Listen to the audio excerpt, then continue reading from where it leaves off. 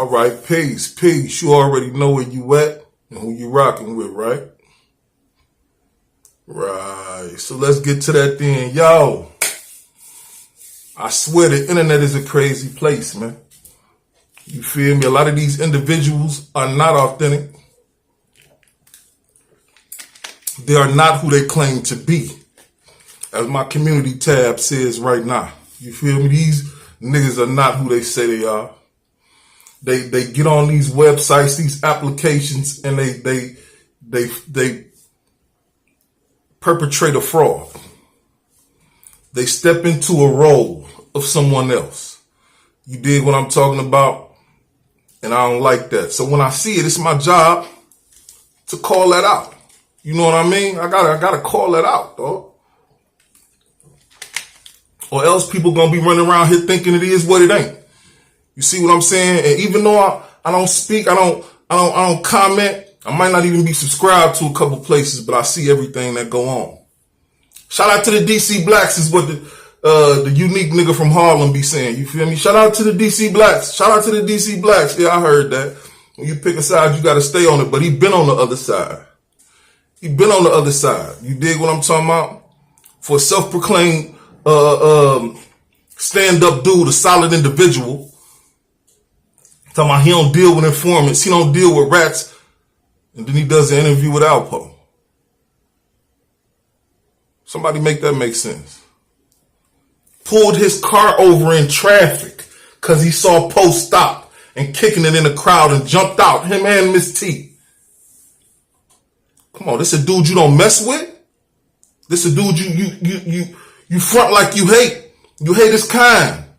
I don't deal with him. I don't do this and that. I don't blase split the whoop, but you pull your car over through traffic in order to get a chance to touch his hand again. That's interesting, dog. And then you got this DC Blacks fool. We done already exposed him for speaking to the police. You ain't gonna talk about that, huh? You real quiet. Okay. So since you real quiet about that, and you steady shouting them out and everything, you dig what I'm talking about? I thought I'd show the world who you really are. Once again, everything has been authenticated. You know what I'm talking about? But let's start here. It's a website called africaiswoke.com. They published a write-up on this dude. They said the unique dude from Harlem quickly made a name for himself, establishing his presence as a force, as a force to be reckoned with in the drug trade. Cap, that was his brother. Like I said, the internet's a crazy place. He stepped into his brother's role. Literally. I mean, that's what literally happened after his brother passed away. It was already a well-oiled machine. Everything was already working. All the cogs, all the runners, all the steppers, everything was already in place. All he had to do was step into a figurehead position and run that motherfucker. You dig what I'm talking about? So it's nothing he established his as a force, and now his brother did that. His brother was the one people respected in the streets. He's a club junkie. You know what I'm saying? And he didn't even own the club. What was it? Club 2000? He didn't even own it. He had a couple nights a week up there or whatnot. He talking about it's his club and man, whatever, nigga. Yeah, but it also said his unique approach to business coupled with his keen understanding of the streets set him apart from the rest. Again, I tell you, that was his brother they writing about. This man.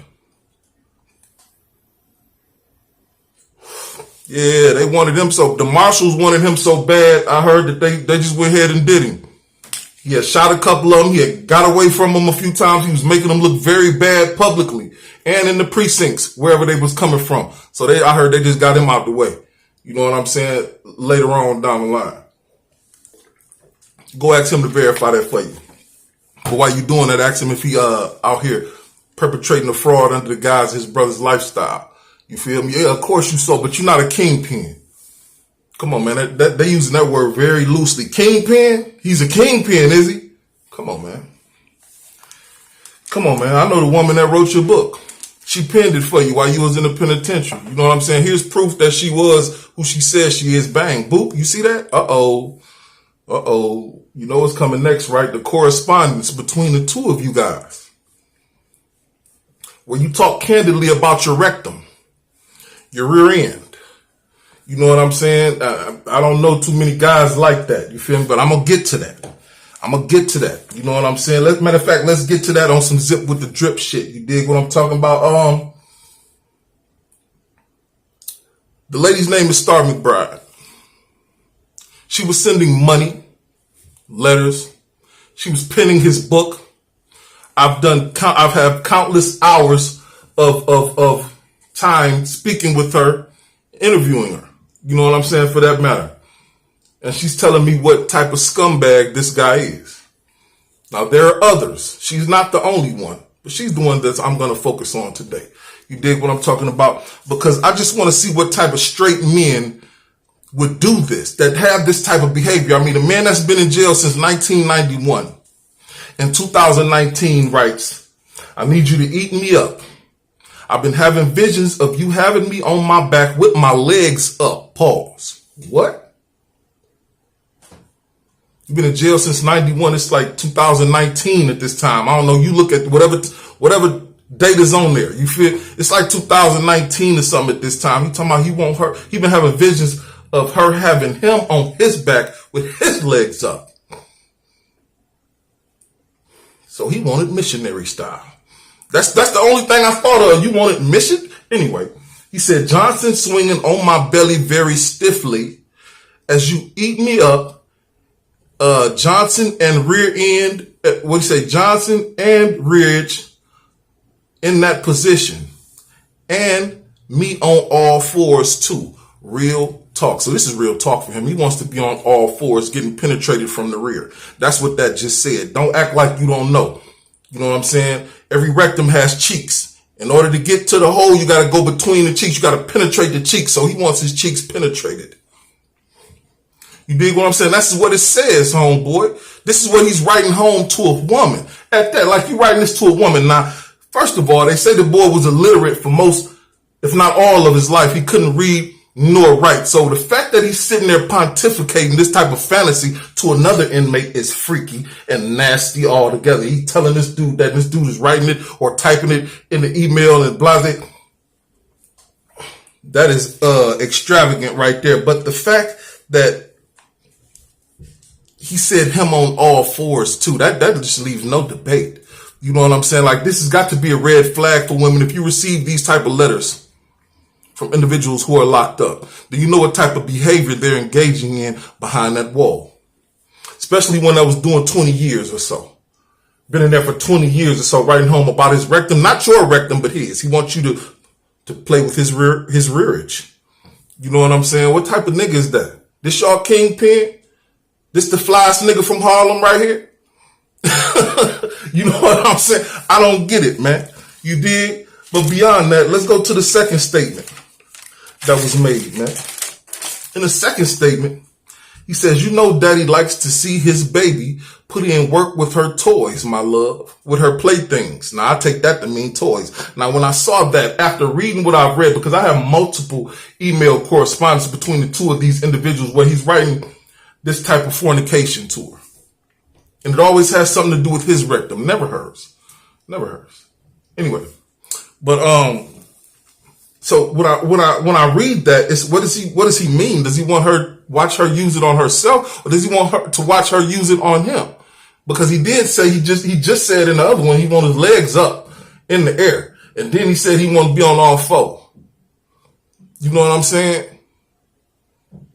I don't know. You let me know, man. You know what I'm saying? But he goes on to say, definitely want you to eat daddy up, rearage and all. He says ravage daddy. Now, he either says ravish or ravage. Either one is bad. You feel me? Either one is bad for a dude that's been in the penitentiary for 20 years. If he says ravish with the I-S-H, then that means to seize and carry off someone by force. Now, he says ravish daddy.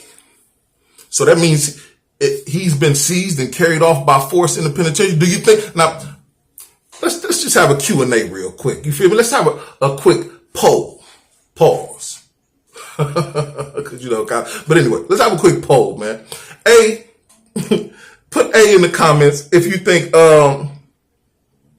he's been seized and carried off by force in the penitentiary. You know what I'm saying? Because he did write that. He said ravage. I thought he said ravage. If he said ravage, then ravage would mean to cause severe and extensive damage to. So he would want somebody to cause severe and extensive damage to his hind part, or he either wants somebody to carry him off, to seize him and carry him off by force and do something to his hind parts. You know what I'm saying? So I don't know which one do you think it is, A or B? You know what I don't know.